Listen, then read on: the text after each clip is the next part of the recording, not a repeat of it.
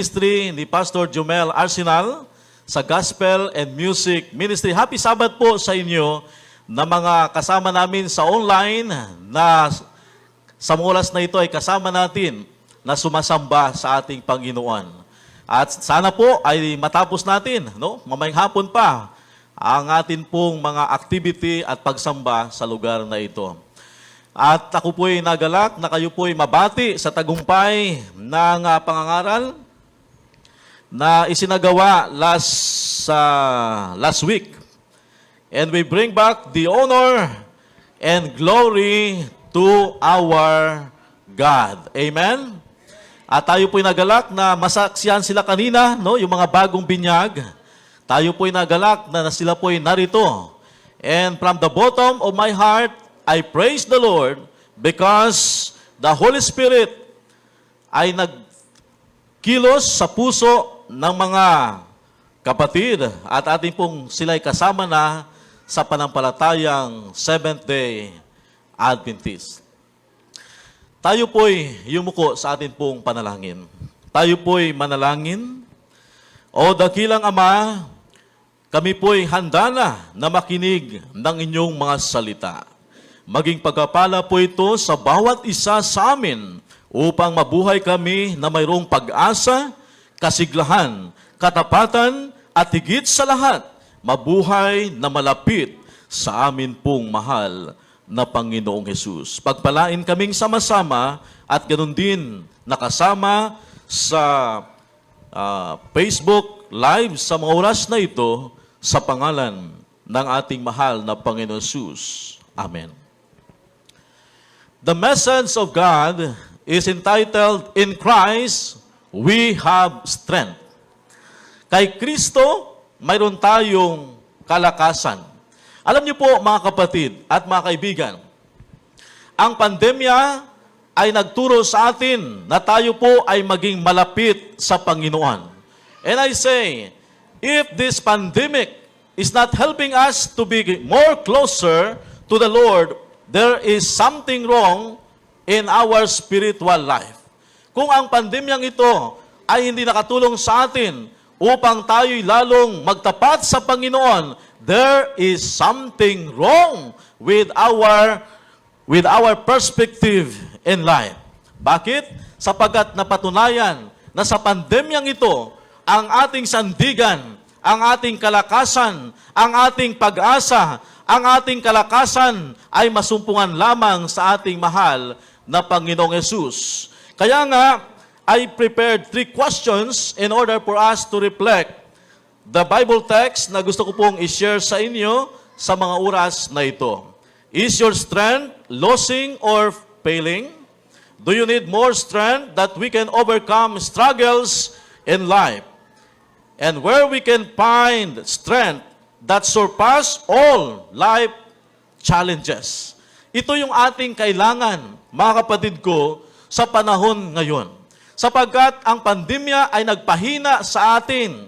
Nagpahina ng friendship, nagpahina ng closeness, nagpahina ng bonding, nagpahina ng anumang close relationship. But we are praising the Lord.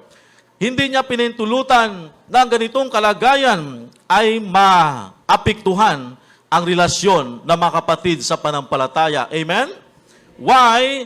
Because in God, He prepared methods and strategy on how to be tight again, to be close again, to reach one again, and to be more closer to the Lord. Alam niyo, mga kapatid, ang Diyos ay maraming pamamaraan kung paano tayo lalong maging matibay sa isa't isa. Philippians chapter 4, verse 13.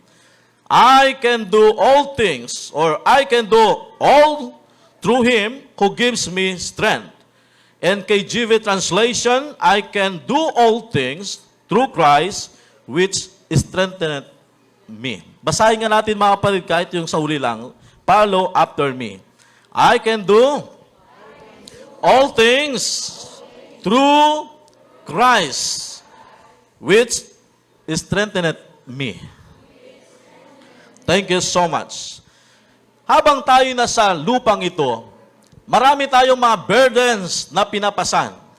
Habang tayo po'y nasa lupang ito, marami tayong mga pressure na mga naranasan. Habang tayo sa lupang ito, maraming mga suffering na maranasan ang bayan ng Diyos.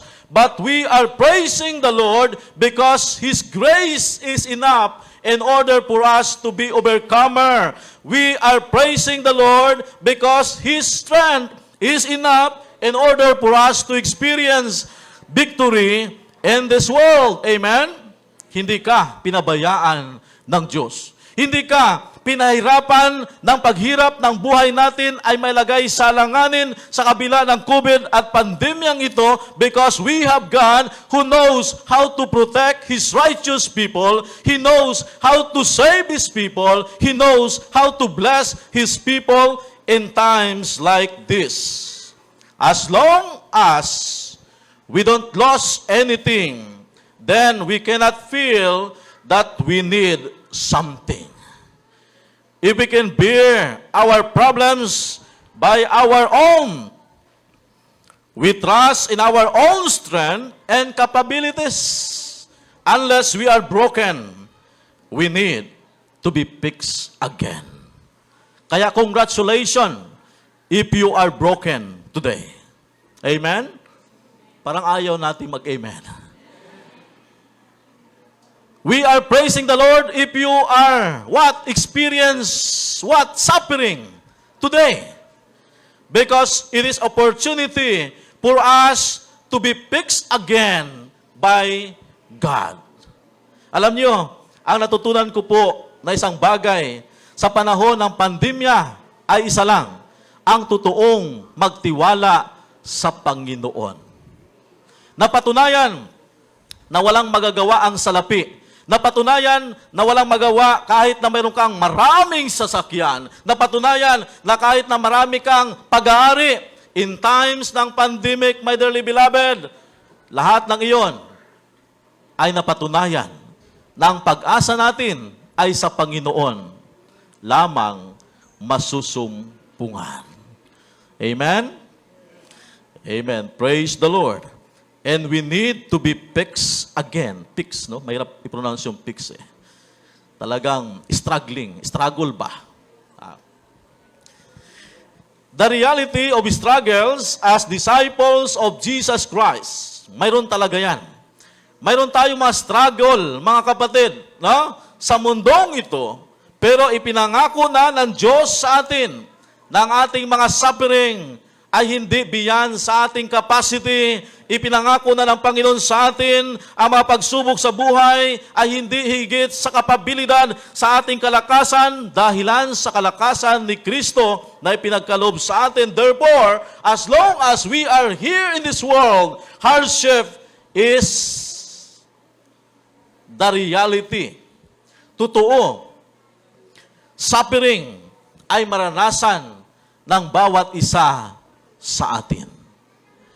Naranasan niyo na bang maubos po ang inyong lakas, mga kapatid? Naranasan niyo na bang ang lakas mo'y naubos na and you are tend to give up and you will say to yourself, Lord, I am ready to surrender. At the time, my dearly beloved, na inadmit natin na we are about to give up, then there is something working inside us. That's the opportunity that God will fix us. That's the opportunity na tayo po'y ayusin muli ng Panginoon upang tayo ay muling maging buo na naglilingkod sa Kanya. The promise of God, my dearly beloved, we are never alone to carry the burdens in this life. Gaano kabigat ang burden na atin pong pinapasan, ganyan ba? Hello?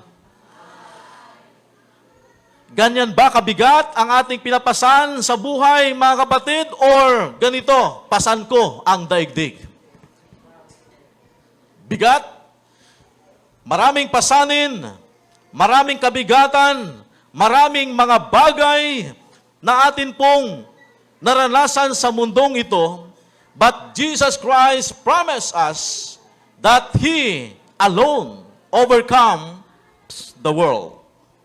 Kaya ang sabi at payo sa ating lahat, Galatia chapter 6 verse 2, magdalahan kayo ng pasanin sa isa't isa at tuparin ninyo gayon ang kautusan ni Kristo. Amen?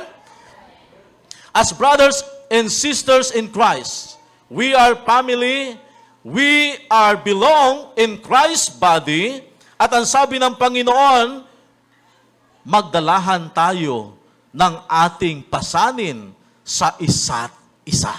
Pakisabi nyo nga sa inyong katabi ngayon, kapatid, magpasan tayo ng pasanin sa isa't isa. In other words, mga kapatid, magtulungan tayo na pasanin ang ating mga dalahin sa mundong ito. Amen? Tanong, sino ang ating pinapasan sa ngayon? Sino ang nagpapabigat sa ating kalooban sa ngayon? Sino ang nagpapabigat ng ating dalahin sa ngayon? Mayroon ba, mga kapatid? Maybe ito yung ating mapagsubok sa buhay. Maybe ito yung ating, you know it already. You know it already.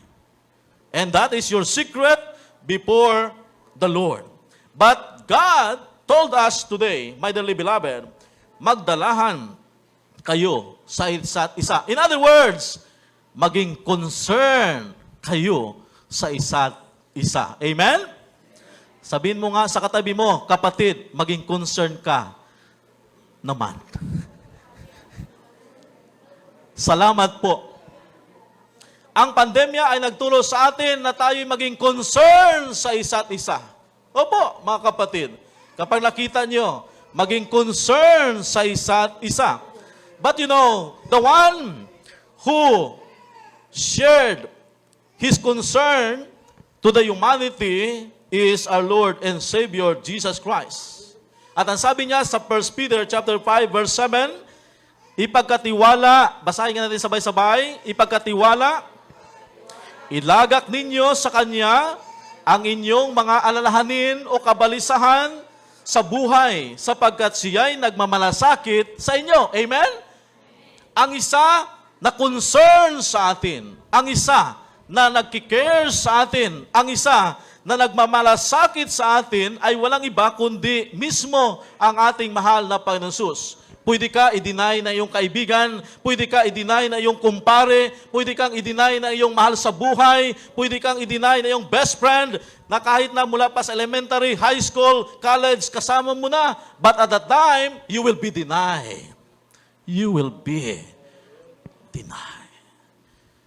But I tell you the truth, my dearly beloved, ang isa na hindi ka pwedeng i-deny, na hindi ka maaring itanggi, ang hindi ka maaring kanyang, sabi niya, who you? Ang Panginoon tatanggapin kanya.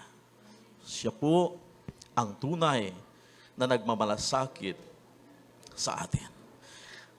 Alam niyo, yung mga pasanin natin sa buhay, ang pumapasan talaga ay walang iba kundi ang ating mahal na Panginoon Jesus. Tingnan niyo po, Awit 68 verse 19, basahin natin mga kapatid, mas maganda, purihin ang Panginoon, ang Diyos nating nagliligtas,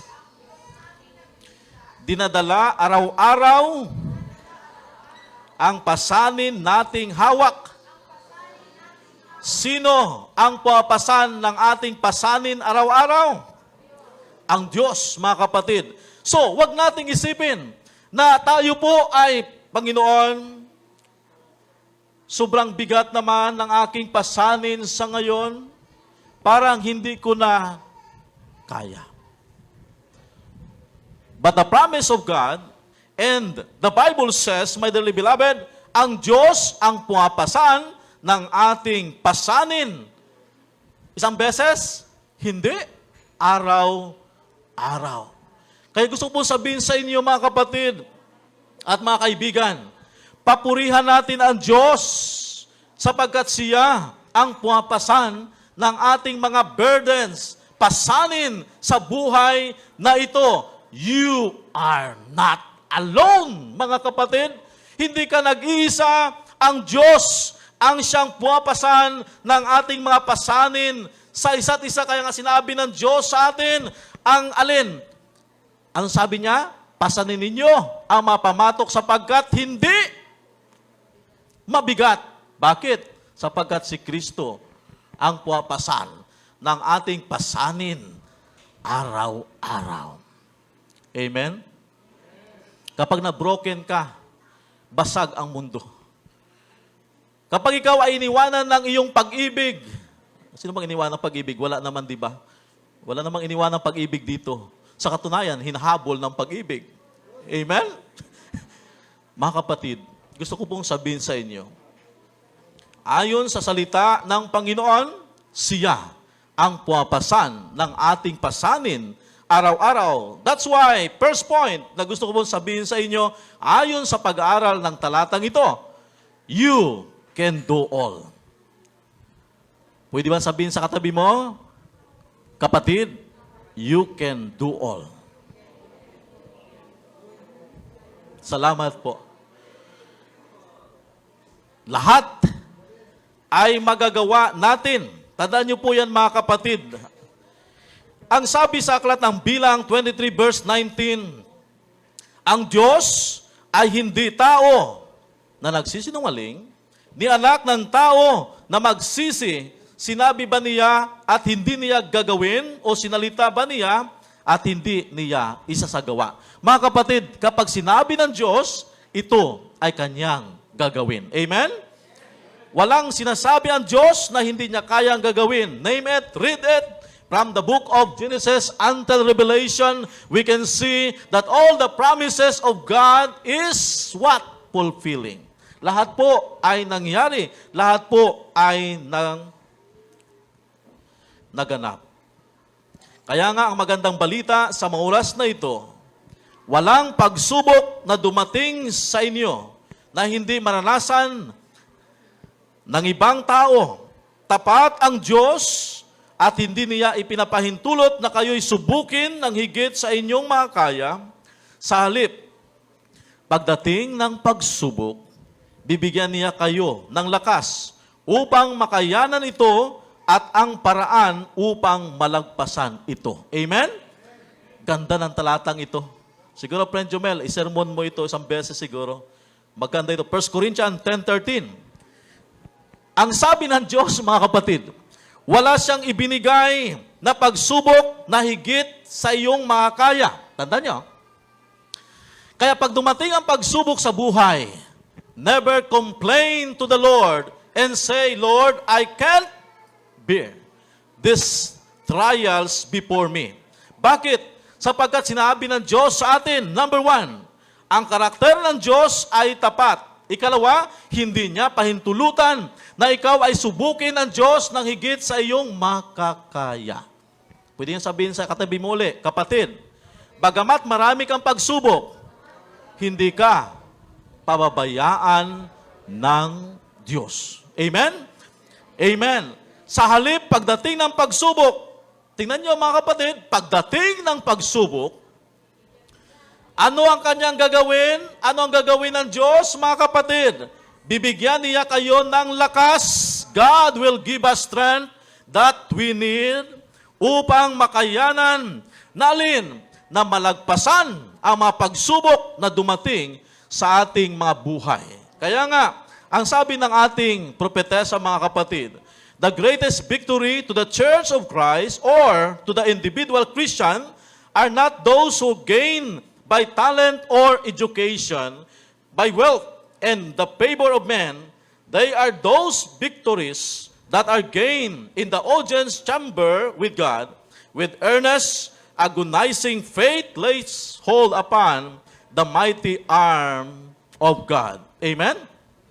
Sa oras ng pagsubok, mga kapatid, hindi pinag-usapan dyan kung gaano ka katalento, kung gaano ka well-educated, kung gaano ka kayaman, kundi kung paano ka, paano ka nagtiwalang lubos at iyong ipinagkaloob ang panampalataya mo sa Panginoon na siya ay mayroong lakas na kaya kanyang tulungan, na kaya kanyang, gawing magtatagumpay. Kaya ang sabi sa aklat na Ephesians chapter 3 verse 20, now to Him who is able to do immeasurably more than we ask or imagine, according to His power that is at work within us. Amen? Sa kahinaan natin, bibigyan ka ng Diyos ng kalakasan. Sa ating kalungkutan, bibigyan ka ng Diyos ng kasiyahan. Sa ating pagkalugmok, muli kang ibabangon ng Diyos upang ikaw ay maging pagpapala na anak ng Diyos. The second point na gusto nating makita, mga kapatid, sa Ephesians chapter 4 verse 13, you can do all through Him. Amen? Magagawa natin ang lahat ng bagay dahilan kay Kristo. Hello? Yung iba, halimbawa, binata at dalaga, o kaya naman ay bago pa lang sa panampalataya, magagawa ang lahat ng bagay dahilan kay Kristi. Kaya pag nabasted, hindi mo na makita sa church. Hello? Laksan ang panampalataya. Ang ating panampalataya ay dapat makalagak, may pagkaloob sa Panginoon because through Jesus Christ, He assured us na nilikha niya ang bagay, lahat ng bagay para sa ating lahat. He assured us salvation. He assured us eternal life. My dearly beloved, amen? Alam niyo, gusto ko pong sabihin sa inyo, maraming mga tao sa mundong ito ang naghahanap buhay. Tama hindi? Lahat tayo naghahanap buhay. Kung tayo naghahanap buhay, bakit tayo pa rin ay namamatay? Hindi kaya nasumpungan ang buhay? Or wala talaga nasumpungan? Ang sabi ng Panginoon, mga kapatid, Pilipos chapter 1 verse 21. Anong sabi niya? For me, ano sabi niya? To die is gain. Ang mamatay kay Kristo ay pakinabang. Amen? Ano ang ating kinakatakutan sa buhay na ito? Di ba ang mamatay nang dahil sa iyo?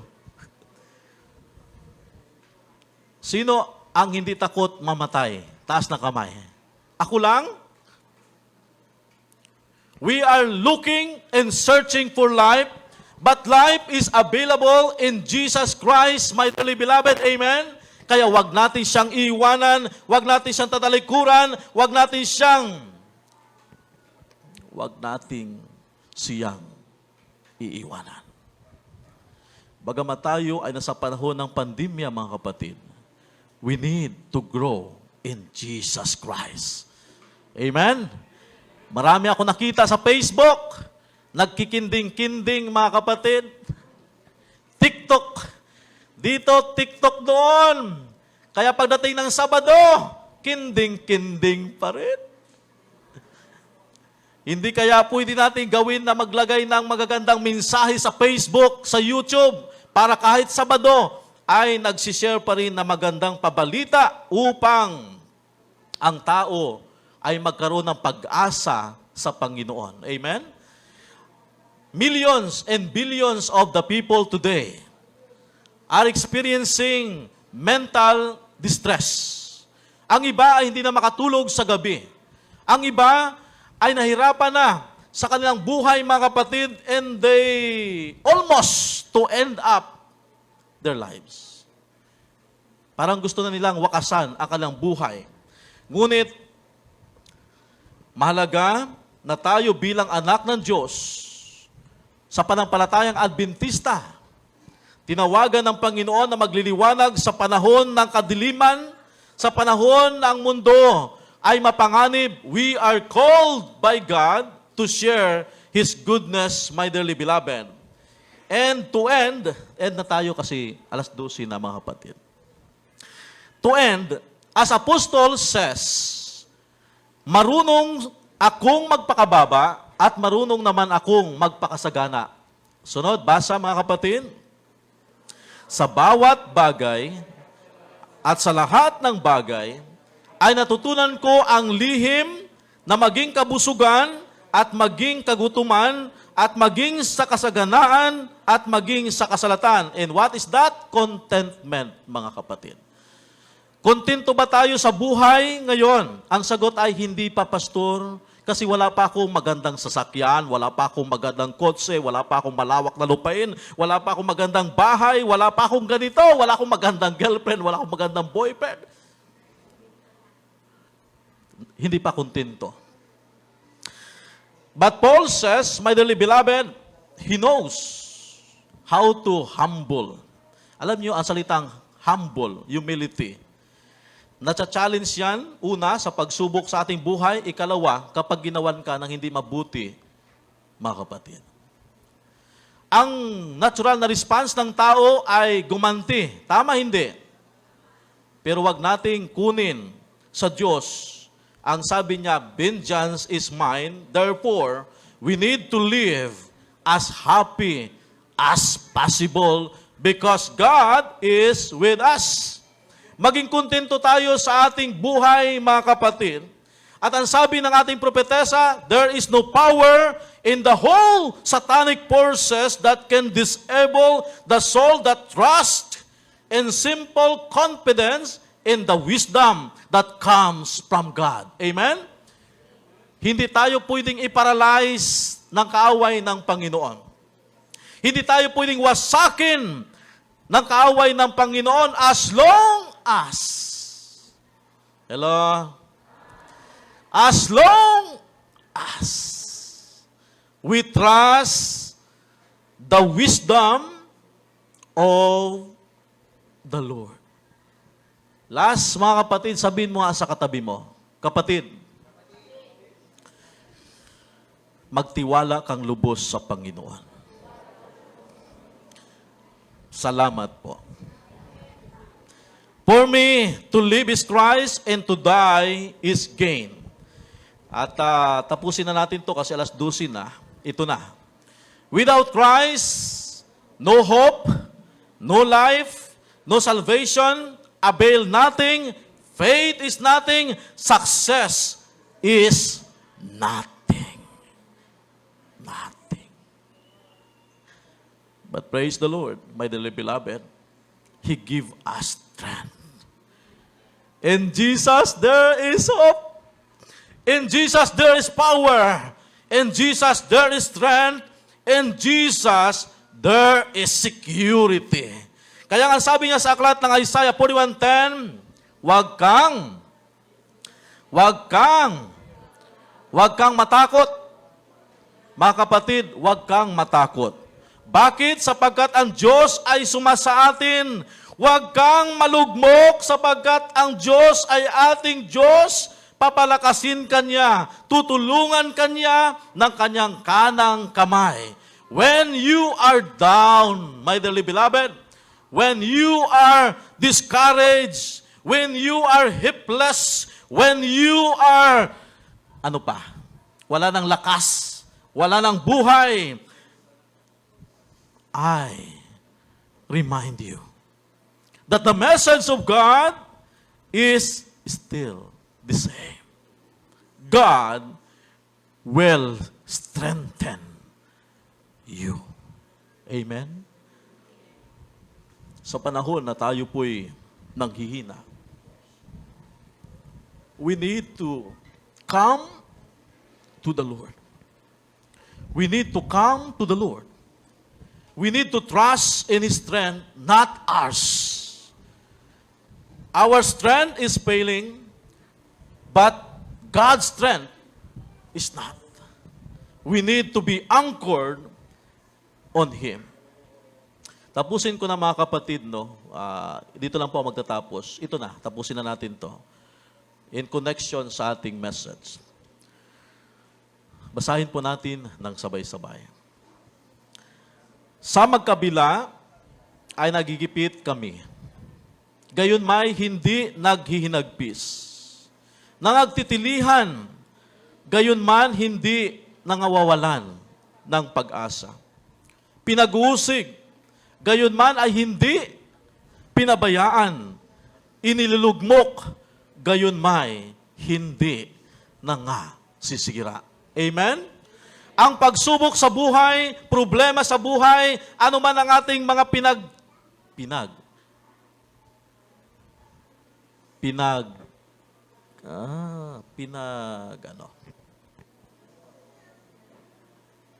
pinag-abalahan. Gusto ko pong sabihin sa inyo mga kapatid, na kahit na almost to give up, ang sabi ng Panginoon sa atin, kailanman ay hindi ka masisira. Amen? Almost to be broken. As long as ng buhay natin, mga kapatid, ay na-broken tayo. Maranasan natin ang pait, maranasan natin ang matinding sakit, but that's the time God is working. Sa panahon na lahat ay nakakaya natin, hindi talaga tayo sincere na alin na magtiwalang lubos sa Panginoon. Tama, hindi. Sa panahon na kumplito ang lahat sa atin, yung pagtitiwala minsan ay hindi natin iyan ipinagkakaloob ng gusto. Pero sa time na wala na tayong magagawa, sa time na tayo ay lugmok na, sa time na wala na tayong lakas, sa time na tayo broken na, sa panahong yan, makikita natin na tayo ay totoong nagtitiwala sa Panginoon. Nawa mabuhay tayong nagtitiwala sa Panginoon, mga kapatid. Amen? Magtiwalang lubos sa Panginoon. Because in Jesus, there is strength. In Jesus, there is power. In Jesus, there is hope. I can do all through Him who give us strength. I can do all. Amen? I can do all things through Christ who gives me strength. Please recite with me. I can do all things through Christ who gives me strength. Sa panahon na hindi mo na kaya, the strength of Jesus Christ is enough for you to be strengthened again. To rise and to walk and start a new life. Dahilan sa ang Panginoon ay papalakasin kanyang muli. At kung yun ang ating direksyon sa mga oras na ito, mga kapatid, pwede ba tayong tumayo sa mga oras na ito? I invite you, in the name of Lord Jesus Christ, na atin pong italaga muli ang ating sarili sa Kanya. In Jesus, there is strength. In Jesus, there is power. In Jesus, there is salvation. In Jesus, there is hope. There is eternal life. There is eternal joy. There is eternal happiness that is only available in Jesus Christ. And I encourage you, sa panahon na tayo lugmok na, sa panahon na tayo'y malakas pa, we need to consecrate our lives to the Lord. Tayo po'y manalangin. Dakilang Diyos na makapangyarihan sa lahat sa biyaya ng aming mahal na Panginoon Jesus. Nagalak ang aming mga puso sapagkat inyo pong ipinaalala na sa amin pong mahal na Panginoon Jesus ay mayroon kaming kalakasan. Siya ang aming pag-asa. Siya ang aming kaligtasan. Siya ang aming kalakasan. Siya ang aming buhay. Siya ang aming proteksyon. Siya ang aming kasiguraduhan. Kaya nga po, dakilang Ama, sa mga oras na ito, muli ay amin pong itinatalaga ang aming sarili sa inyo, na inyo po kaming i-anchor sa kalakasan ng aming mahal na Panginoon Jesus, na hindi kami manglupaypay, na hindi kami madidiscourage, na hindi kami mapariwara, bagkos yakapin kami ng aming mahal na Panginoon Jesus at muli kami ay palakasin sapagkat siya ay nagsabi, we can do all things because of Jesus' strength. Kaya nga po sa lahat ng mga kapatiran sa iglesia ng rooftop, kasama ng lahat ng mga kapatid na kasama sa pagsamba ngayon sa virtual or FB Live. Mga anak, tanggapin ninyo ang pag-ibig ng ating Ama. Ang patuloy na pagkasi ng banal na Espiritu at ang biyaya ng ating mahal na Panginoon Jesus na sa kanyang kalakasan tayo nga'y magiging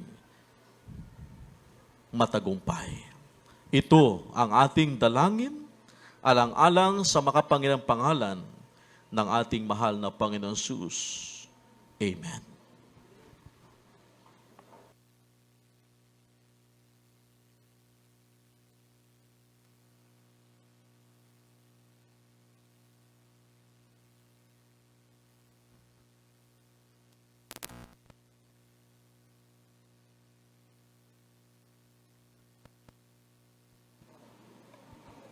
Ating pong purihin